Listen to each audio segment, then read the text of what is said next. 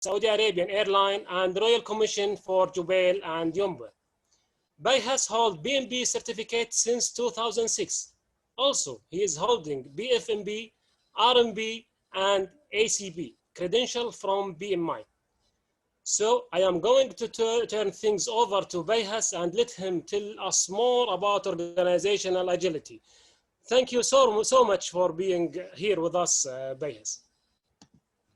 Thank you, Faisal. Thank you everyone for attending this webinar, for taking time to come and join me in this quick webinar. I'm not going to take a lot of your time. Of course, I know it's Thursday and everyone is eager to go and enjoy their weekend. So it's going to be short and to the point.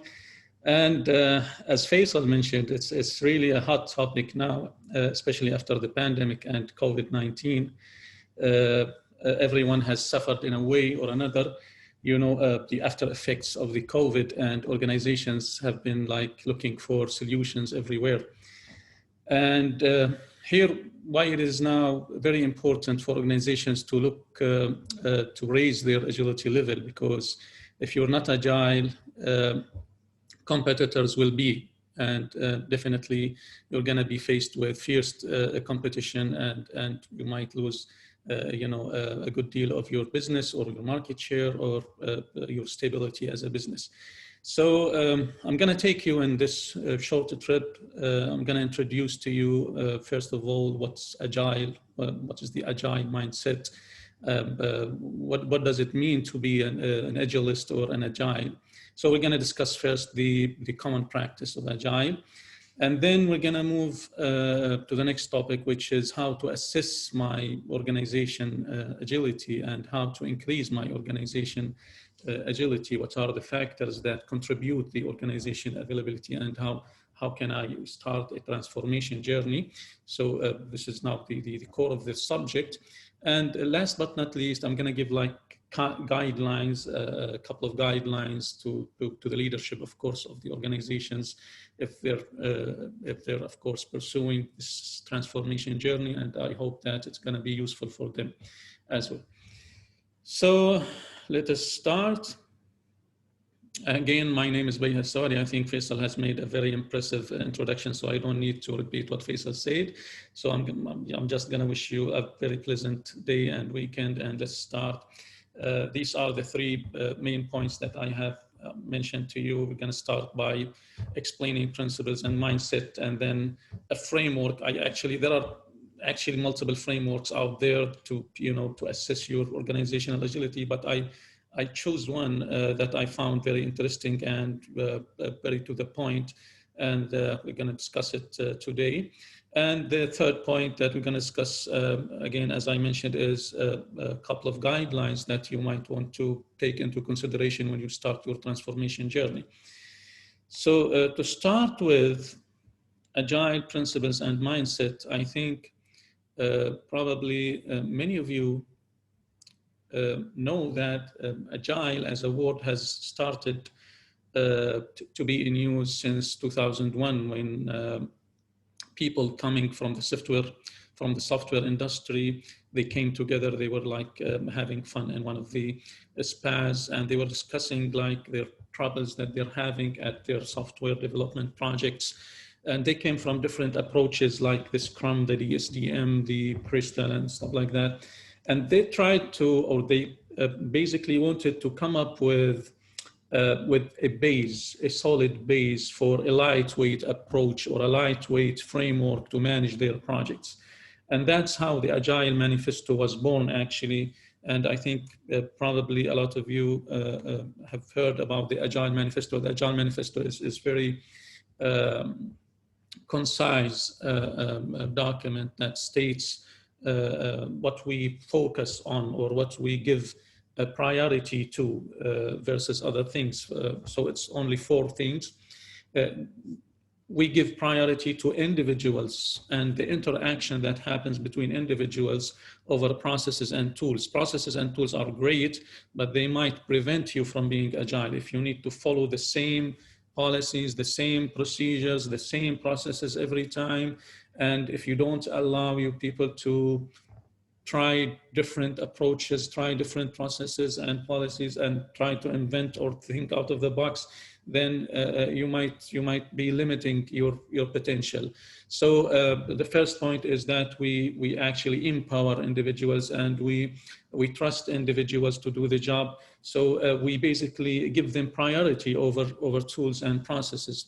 We also give priority to working software or working product over comprehensive documentation. Documentation is important, of course, but again, the priority is that we need to deliver something that is working, that meets the customer expectations. And that's why we focus on more of delivering the value.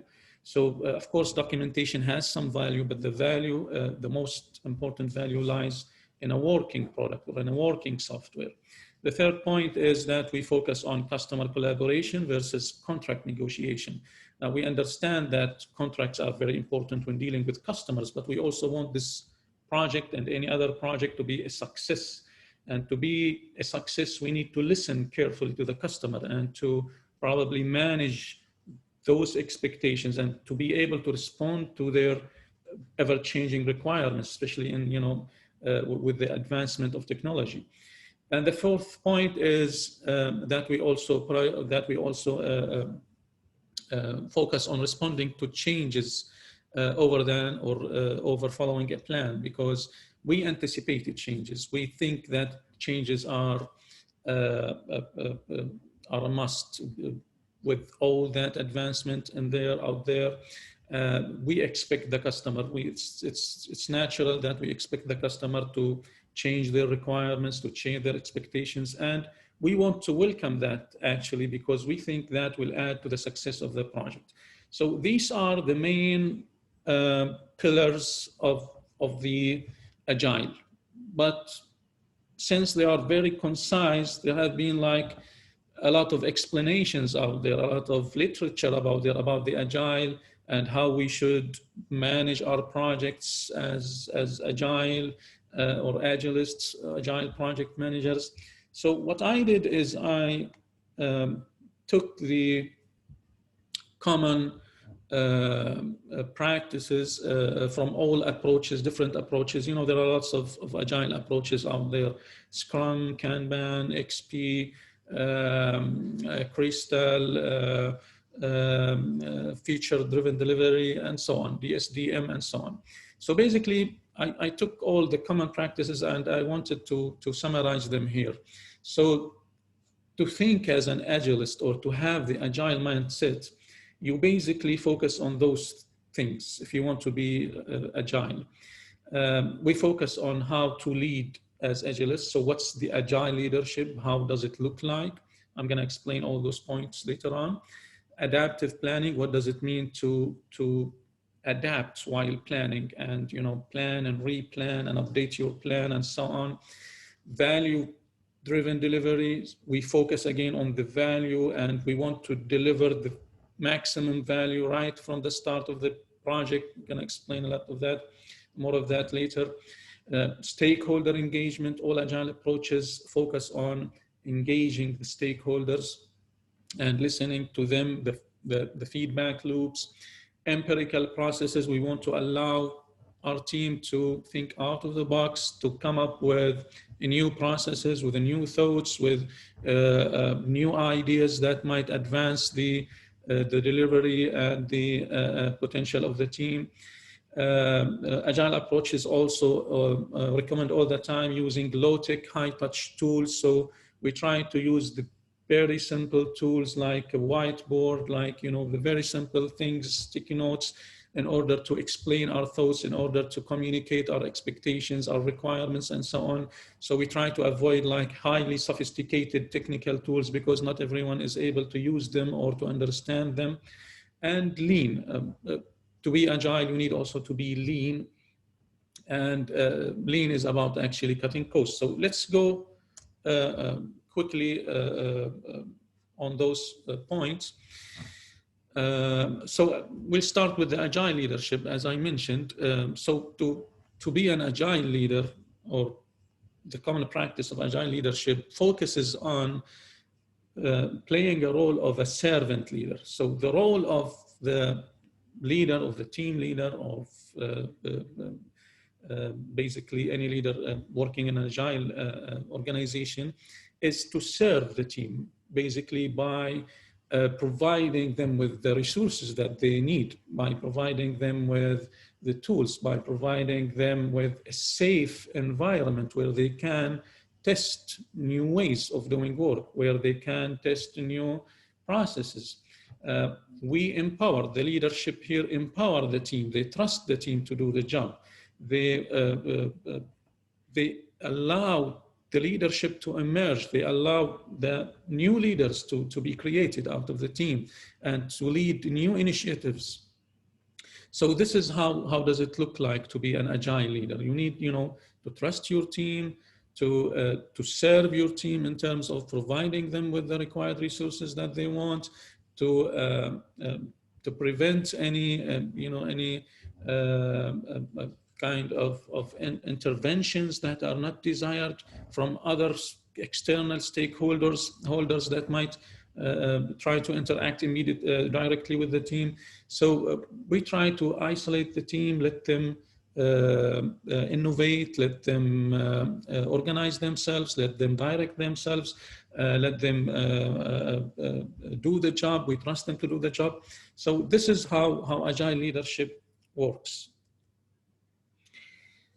Adaptive planning is another common practice of the agile mindset. So basically, we anticipated changes, as I mentioned. We anticipate changes down the road. We anticipate changes in any time of the project. So that's why we usually tend to manage the projects by doing iterations or by iterations, where every iteration takes a fixed amount of time, and we start every iteration by a planning. So the objective here is to listen to the customer or the product owner or the business representative, and to listen to their requirements, expectations, and to reprioritize according to their wish, and to plan what to do in order to meet these expectations over the next iteration. So we have increments in every iteration. So we start by planning for replanning. We know that there are going to be a lot of replanning down the road. Now, some people think that being agile means that you're not going to plan anything. You just wait for the circumstances and you follow. And that's completely incorrect. Being agile means that it requires from you a lot of planning, because you need to plan to replan. So every new iteration means a new plan for the iteration. And again, you use the feedback loops in order to update and replan your requirements and your objectives through the iterations and so on. So actually, to work in an agile environment, that requires a lot of planning, not less than the waterfall or the traditional project management. So it's very important to follow that kind of adaptive planning while you're working on managing projects. The other thing is the value-driven delivery. Again, we focus in agile project management, we focus on delivering the maximum value early and continuously throughout the project. Basically, this will help the customer or the business representative or the product owner, will help them be more engaged, because they see that the value is delivered to them as soon as possible. And the maximum value is, we're getting the maximum value as soon as possible. And there is a continuous delivery of value.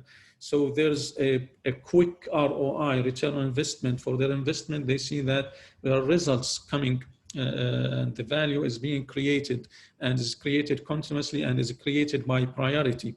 And that makes them, again, pretty much interested and engaged in the project.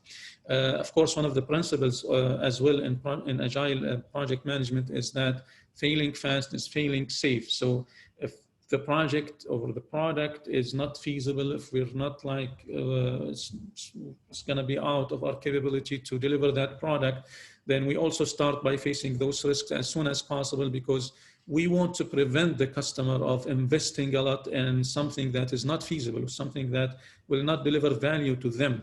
So for us, it's more safe, it's safer to fail fast because it's gonna be a failing safe, and that's one also of the common practice in Agile. Agile practices as well focus on stakeholder engagement. Again, the continuous feedback loops, and we have different feedback loops here. We listen actually to all the stakeholders in the project. We listen carefully to the team and their feedback. The team themselves, they listen to themselves, and they try all the time to optimize their performance. And that's why we have retrospectives, for instance, in the iteration and at the end of each iteration throughout the project. And of course, we listen to the end users, we listen to the customers, and we try to, again, to use this feedback to enhance our performance, to enhance our delivery and the value delivery of the project. The team themselves, they have like a collective ownership of their decisions, because again, we empower them to take the proper decisions. We empower them to self-direct and to self-organize. So they feel that they own their decisions. We have that kind of collective ownership of the decisions and of the work that is being done, and that of course increases the morale, increases the engagement of the team. And the other thing is that all Agile approaches prefer face-to-face interaction over other kinds of communication, because when you're interacting face-to-face, you have like the maximum bandwidth of communication. You can not only listen to words, but you can also have an eye contact, and you can monitor the body language of the people. And so you make sure that you get the message correctly throughout the communication. And that's, again, we need to, again, maximize the communication that we're getting from different stakeholders, because based on this communication, we're gonna, again, replan on how to enhance our performance, how to enhance our value delivery, and so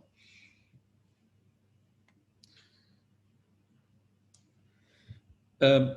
Again, Agile approaches allow for and encourage empirical processes. It's good to follow defined processes, but again, if you like, maintain your defined processes, you're not going to get anywhere. The performance will stay as is. It's not going to improve. So what we basically do is we create that safe environment for the team, and we allow them and we encourage them actually to try new processes, to try new ways. The objective is, as usual in Agile approaches, is to try to achieve things with the minimum effort. This is what we call simplicity in Agile. Simplicity in Agile is maximizing the work not to be done. So how to make the work with the minimum efforts. This is simplicity, and we try all the time to leverage that, to help to guide and encourage the team to discover new ways of doing things with very simple ways, of very simple tools. And that's why it's very important to encourage empirical or new processes. So instead of following just defined known step things or processes or ways, we're gonna encourage them to use empirical processes that will, again, help them innovate, will help them come up with solutions for complex problems, and so on. So you see here in the presentation, while the waterfall and traditional project management approaches use the defined processes, we encourage empirical processes in Agile and Lean startups. Some of the other common practices of Agile is using the low-tech, high-touch tools. So basically, we try, again, to use simple tools, to use tools that anyone can understand, that anyone can use to communicate. For instance, we tend to use information radiators, which are like high visibility charts that we post in the middle of the room, so everyone can look at them, and it's very easy to understand them, it's very easy to read them, and anyone can contribute to them, because it doesn't need like sophisticated software or something. You just can post a sticky note there, or just try it with a marker or something. And the Kanban as well, it's one of the tools, of course, that you can use in agile approaches. I think also you might have looked at the Kanban. It's a very simple board where you have list of tasks or requirements that you want to do. So you have your to-do list prioritized, and then whenever you start doing something, you move that sticky note to the in progress, and when it's done, you move it to done. Of course, this is the simplest representation of a Kanban board, but Kanban boards can be also like multiple, columns representing multiple phases of the project and so on. But again, we encourage again the team and other stakeholders to use very simple tools, very high touch, high visibility tools with low tech, so everyone can benefit from them and everyone can read them and communicate through them. You might for sure have questions on what I'm explaining, but let's keep the questions to the end of this short lecture. So you don't have to wait long time for answering your questions. The last common approach is lean agile approach.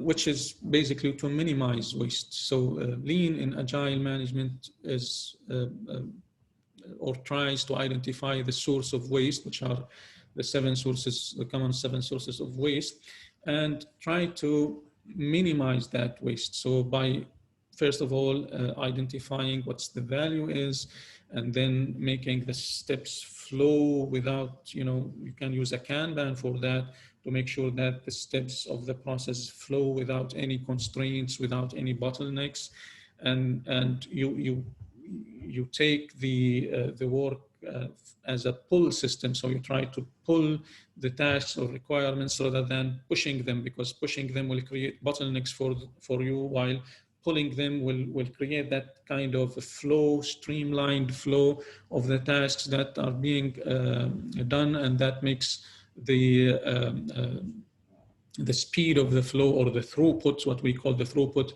make it much faster. And we go again with this kind of continuous improvement steps in order to eliminate any bottlenecks and to eliminate waste in the whole process, making the flow of the value very, very streamlined. So these are basically the common practices, the common approaches, the common values of the Agile that you will find in any Agile approach. If you want to be an Agilist or an Agile leader, then those are the things that you need to keep in your mind regarding your leadership style, regarding your team and team empowerment, and your role as a servant leader to them, regarding the adaptive planning and planning to replanning, regarding the lean and eliminating waste, regarding using of high touch, low tech tools. So those are the common things that you need to keep in mind to be an Agilist. Now, let's move on to the next point, which is, okay, now after we have got to know what is Agile Mindset, what is an organizational agility, or how do you define, or how do you indicate whether an organization is Agile or is not Agile?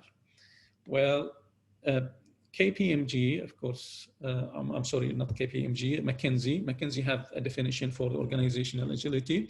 Organizational agility, as per McKinsey, is the ability of an organization to renew itself, adapt, change quickly, and succeed in a rapidly changing, ambiguous, turbulent environment. So basically, being Agile is about being able to change your direction very quickly. And that's different from being flexible, because you might be flexible, meaning you can respond in a flexible way to events, but that does not necessarily mean that you can change your direction in a quick way. So that's why agility is not flexibility. Agility is about, again, changing direction with minimum effort without losing things down the road. So you have the agility, you can jump from one market to another market, from one product to another product, from one structure to another structure, from one process to another process. But if you're not agile, then you find problems doing that. Okay. Agile require, of course, stability. Being agile does not mean that you're not stable. It's the other way around, actually. If you want to be agile, you need to have that kind of very strong stability. Think of a BMW, the car, or a Mercedes. If they are not very much stable, they cannot have that kind of agility in maneuvering, right? So they're very stable, and that goes here again. It's the same here. You need to be a very stable organization in order to be agile. If you're not stable, you cannot do that kind of quick maneuvering without losing something. So agile comes with stability as well. Okay. Agile also requires flexibility to be exact. It's not the same meaning of flexibility, but it requires flexibility. If you want to be agile, you need as well to be flexible. You need, again, to be able to respond to events, to changes, and to absorb them and to adapt based on them. But agility is more than that. So yeah, the summary is here. Basically, fundamentally, being agile is about how quickly you can respond to something in the right way. This is the summary of it. Okay. Now, this is a framework that Gary Chen, which is one of the agile gurus out there, he suggested this framework that we can use to assess our agility level, organizational agility level. You can use it to assess, of course, your organizational agility level, and you can use it as well to improve your organizational agility level. So here are the main components that Gary discussed. So the leadership, how do you assess your leadership in terms of agility? The decision-making in the organization, how do we take decisions in the organization? So again, if taking decisions in the organization takes months, for instance, that means that you're not agile.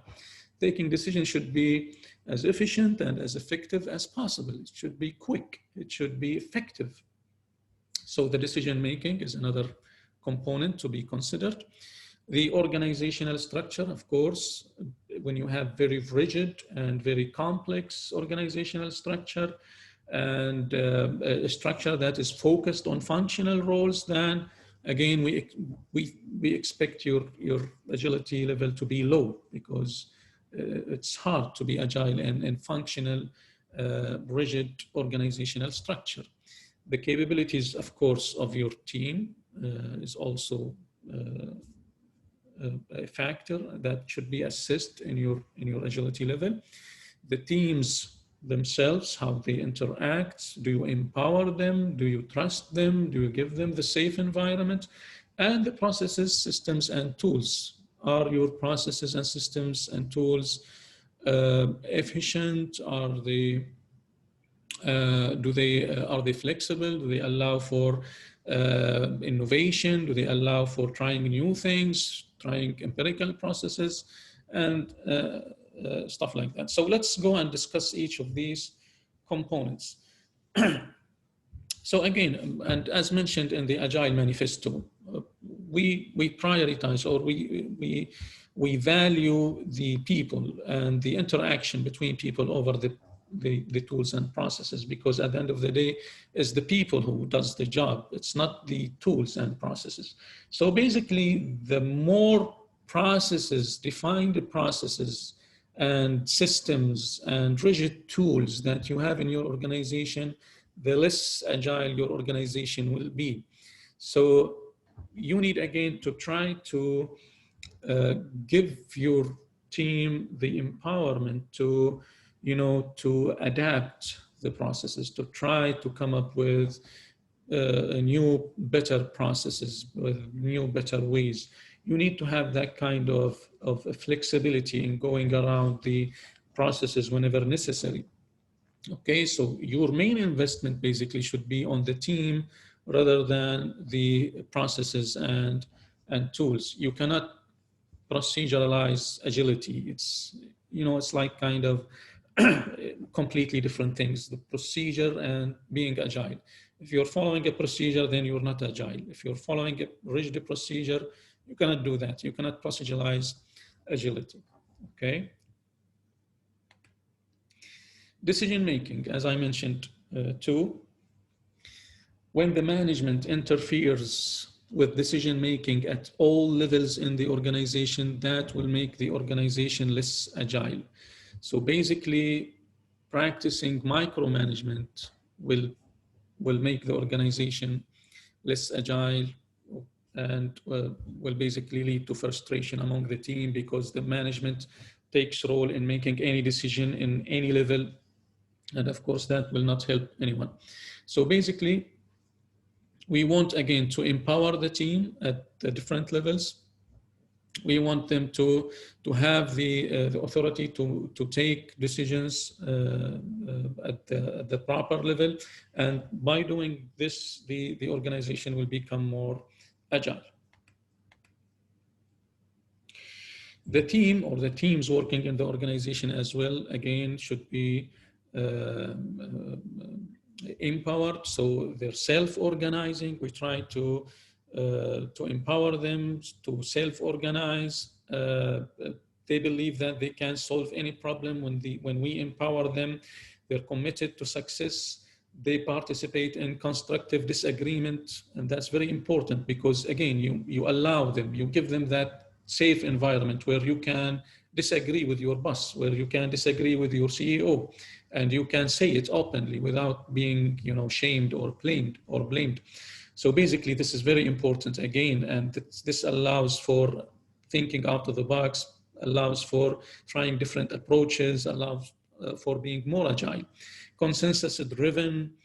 They are motivated by trust, not by, you know, by observation, and they have this collective ownership of their decisions. So again, use this to assess your organization agility. Do you have teams that are self-empowered, self-organized?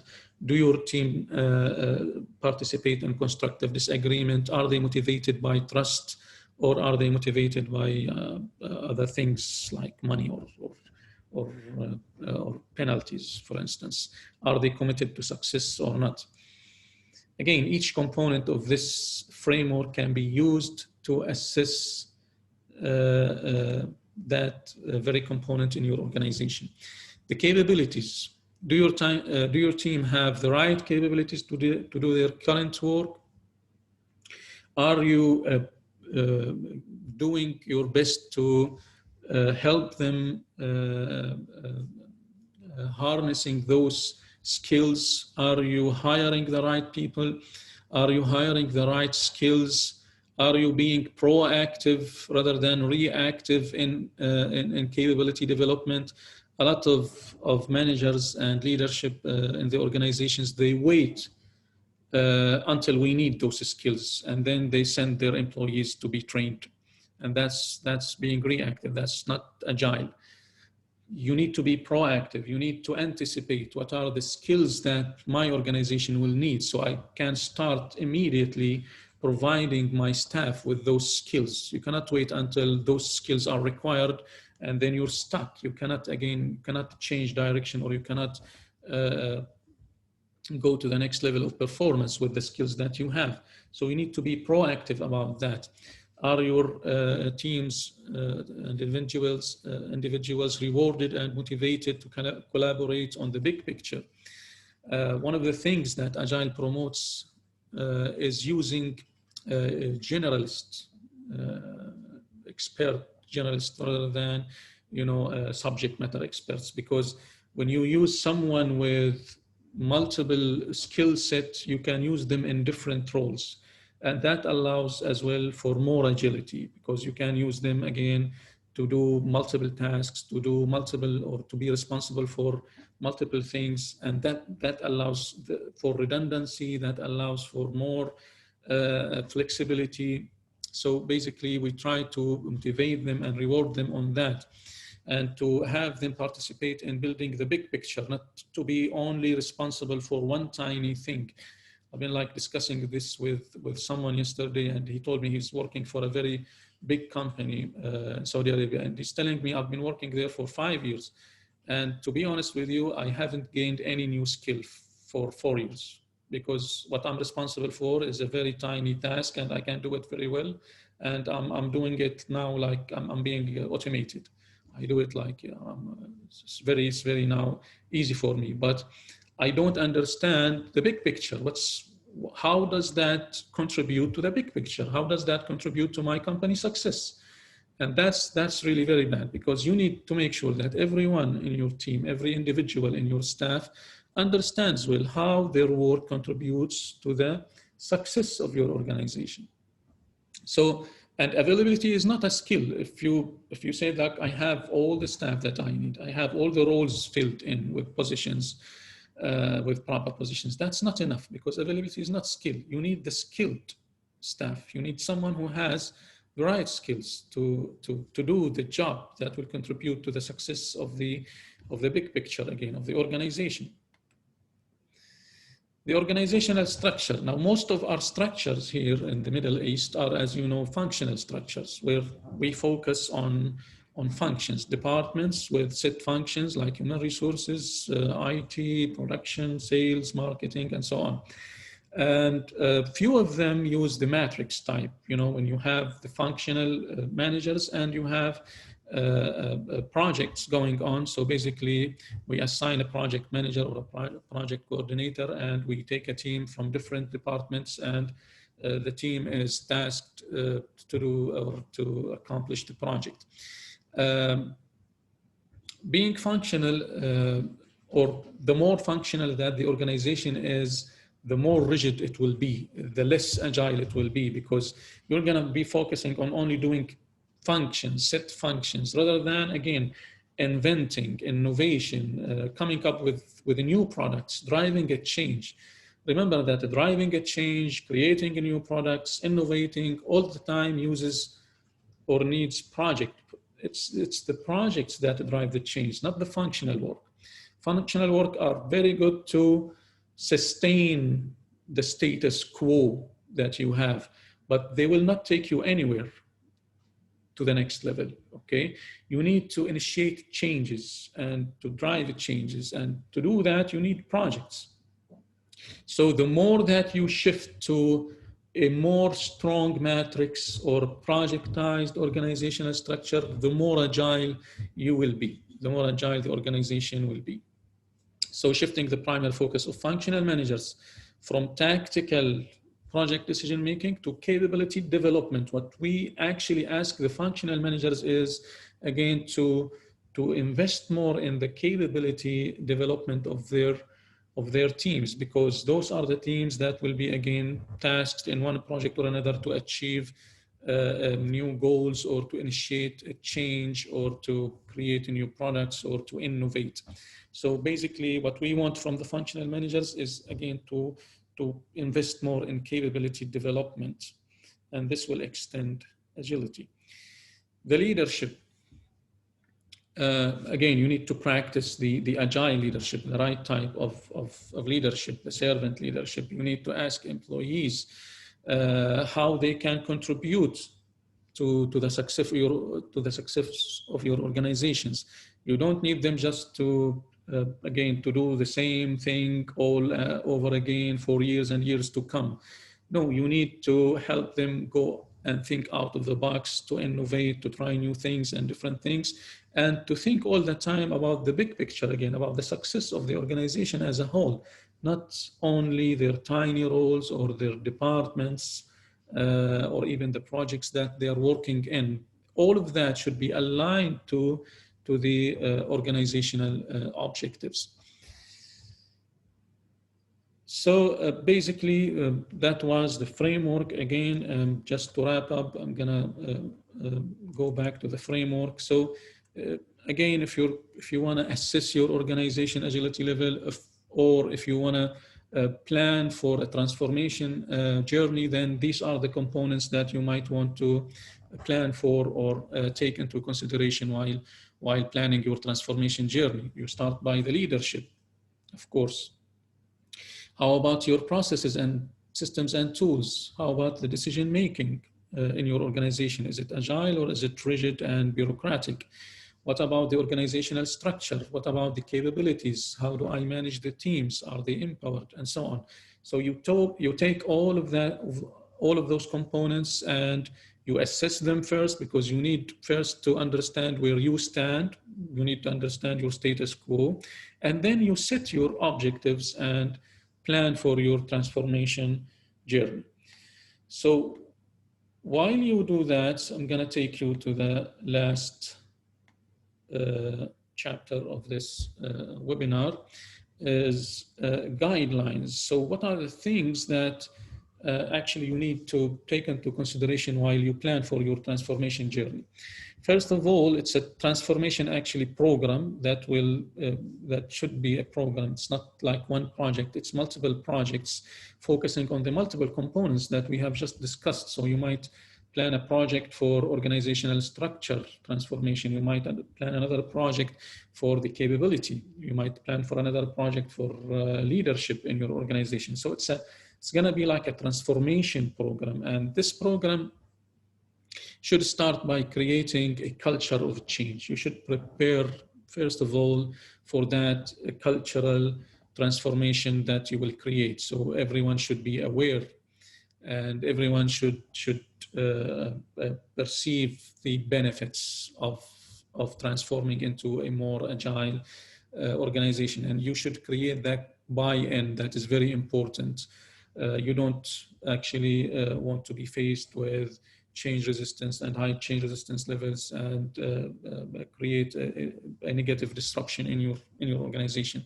So you should start by creating that culture for change. You should set the stage very carefully by communicating the right messages to the stakeholders, communicating the benefits of Agile and the benefits of the organizational agility. You should also be adaptive in your planning for that transformation program. So again, you try to do it in iterations, and you try to define what are your priorities, what are the value. It should be value driven again. So what component should you start with, and why do you think the value is here is the maximum, and we should start by creating that value, not the other value, and how do we proceed, and what is the increment that we want to create in every iteration. So you need to handle this transformation program in a very agile way. It's kind of like, again, it takes you back to managing agile projects. Agile leadership all the time throughout the transformation program. Again, the servant leader, the empowerment for the team, the trusting of the team. You again don't lose sight on the big picture. You optimize the whole. You make sure that you are optimizing all the components, not focusing only on one component while ignoring other components, because this will not work with you. It's a system, and the system needs to be, all the system components needs to be enhanced at the same time in order to improve and enhance the whole system. And you need to make sure to listen to the feedback that you're getting from your team and from your stakeholders, in order again to adapt, to improve, to focus more. And that's what allows for continuous improvement throughout your transformation journey. And by this, I conclude my 45 minutes. It was like exact. I haven't planned for that to be concluded in 45 minutes exactly. I hope that you found this webinar engaging and useful. So can I read the questions now? I think we have questions. Okay. The first question from Mr. Muhammad Hamad: how can we apply Agile project management to small, medium projects without organization changes? Well, we were just discussing that like before the start of the lecture. I think Faisal was asking me, what about organizational agility in small organizations? Now, by default, small organizations are agile because, like startups, for instance, or small to medium businesses, small businesses, they have the agility built in, because since you're small, you don't have the luxury of, you know, hiring a lot of people and assigning only specific tasks to specific people. No, you need to maximize, you know, your exploit of your resources. So you ask people to play multiple roles, and you have that kind of effectiveness in decision making. You can take decisions very quickly. But if you're going to start using Agile in small organizations, try starting with the basic simple tools that will increase the value. So for instance, if you start by using Kanban, the Kanban board, you can use a tool like Trello. Trello is a Kanban board. It's a very simple tool that you can introduce to your team. And when they start using it, you don't have even to mention that's an agile tool or an agile approach and the Kanban. No, you just let them use it and get used to use it, and then start introducing to them, why do we use this tool? How can we maximize results by using this tool? How do we prioritize our tasks by using this tool, and so on. And by doing that, you can introduce your team to the different agile approaches step by step. Although I think again, it's very simple. It's very easy for you when you're working in a small organization to introduce the agile concepts. While on the other side, if you're working in a big organization, complex organization, that's going to be very difficult to introduce the agile concepts. I hope that answered your question.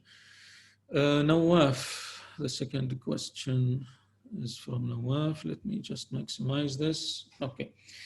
In your opinion, is it soon that the agile methodology will be enhanced to be practiced in infrastructure construction projects? Currently, it fits the information type projects. Okay. Now, first of all, what we discussed today is, again, organizational agility rather than project or agile project management. We use the agile mindset only to introduce, you know, the basic concepts. But what we discussed is the organizational agility. So basically, whether you're working in construction or infrastructure or any other kind of industry, you need your organization to be agile, to take decisions very quickly and effectively, to have the agile leadership, to empower their team, to have the right capabilities, to have the right organizational structure and all. But if you are asking specifically about using agile project management, then I agree with you. It might be a little bit difficult now because we still haven't kind of agile approaches that are tailored towards the infrastructure and construction industry. But you still have lots of tools, the agile tools that you can use. Like, for instance, again, the Kanban, the lean principles. Now it's trendy. It has become trendy. The lean construction, Google it. There are lots of literature out there and books explaining the lean construction. So the lean is there. You can use the lean concepts of minimizing waste. But again, what we want or what we're discussing here is the organization itself, how to increase the agility of the organization itself, how to make it able to cope with 2021, because we don't know what's coming in 2021. Now we have the pandemic and we don't know. So you need to be able to cope with whatever changes are coming down the road. Okay.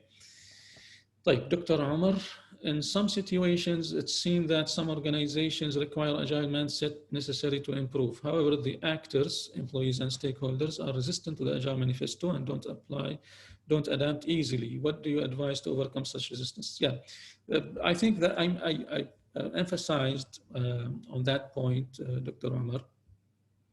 I said, you need to start by creating a culture for change.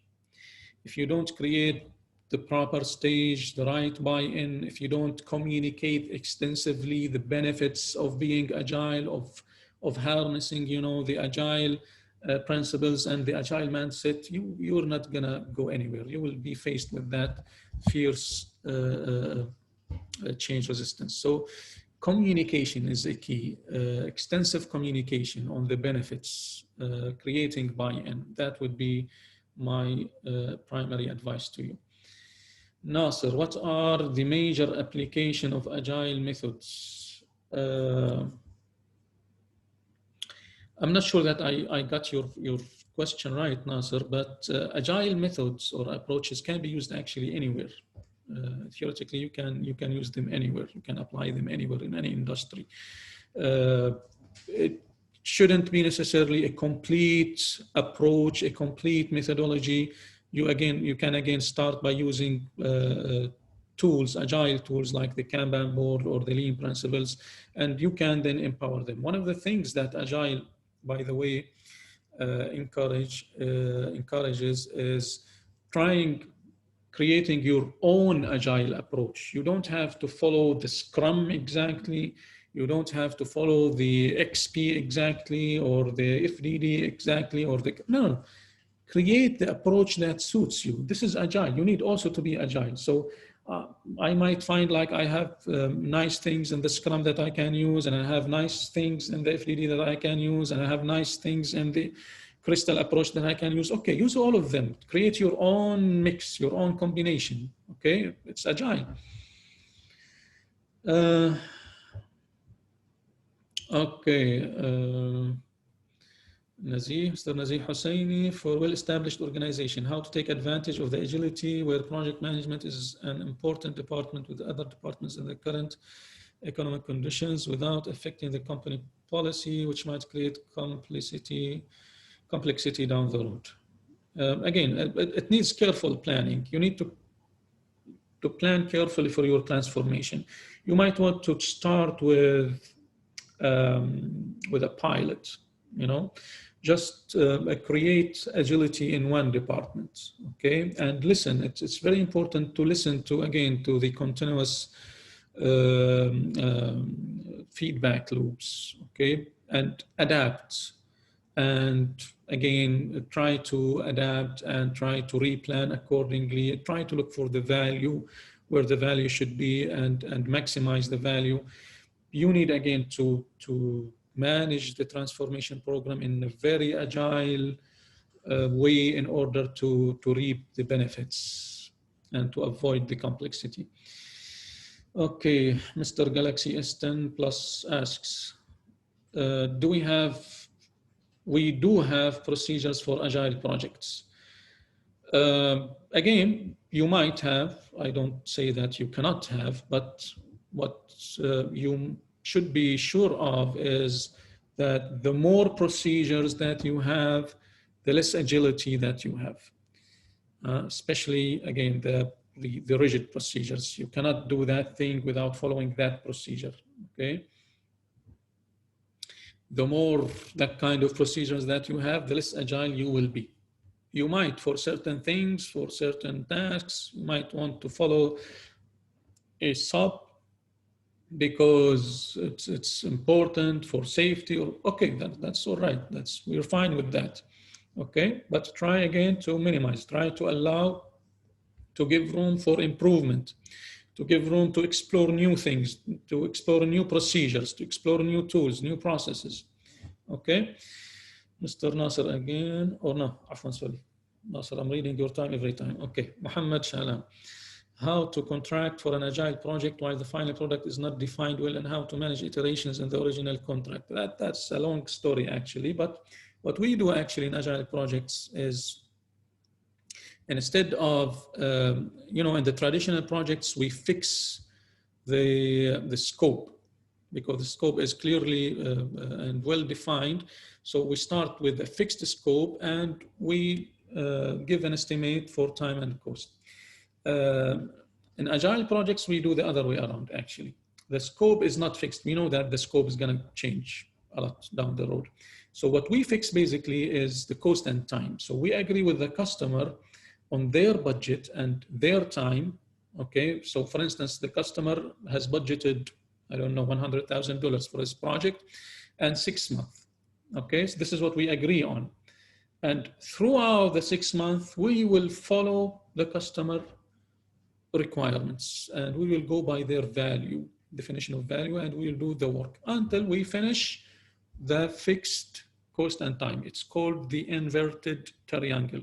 because the traditional triangle, the scope, cost, time, we invert it to make the cost and time fixed and the scope is changing.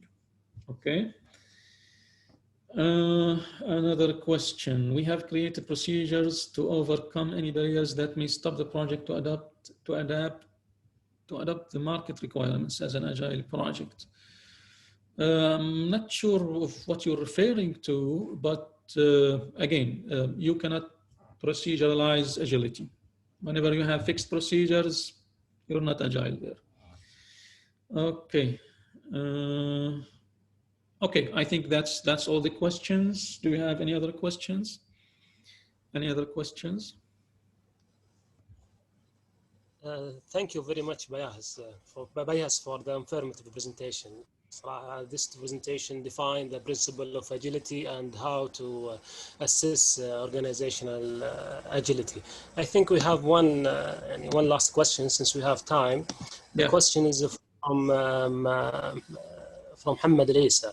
Mm-hmm. He's asking if the agility method applicable in the rigid environment. Based on my limited knowledge, agility way is very successful in IT projects. But how can we implement how can we implement agility in oil and gas, which we have a defined scope already at the early stage of the project?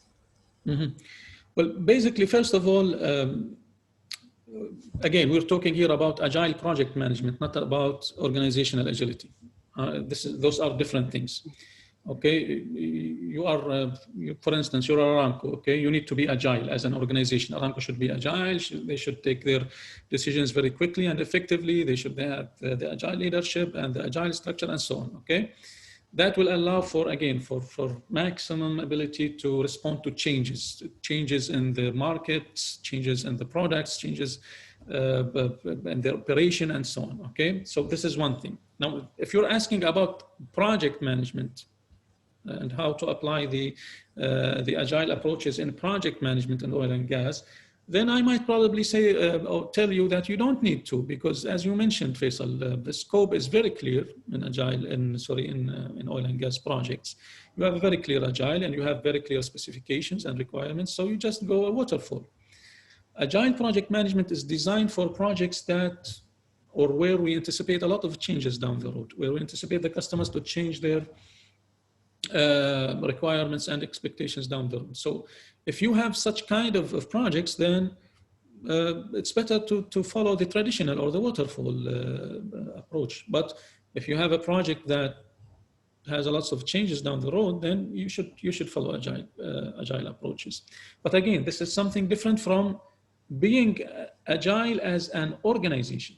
Okay, Aramco might I don't know, might want to invest in a new product. If the organization is not agile, this decision might take a lot of time and a lot of conditions might have changed down the road, and that makes the decision itself irrelevant after a while, if you cannot take that decision very effectively and very efficiently, right? So those are two separate things. I hope that the idea has been clarified. Bayhas, thank you very much for the informative presentation, and also Welcome. I would like to thank all participants for attending this session, and I hope they benefit from it. Finally, all participants will receive one BDU through their email that they used in the registration. Thank you all, and thank you everyone, and have a nice weekend. Thank you. See you soon.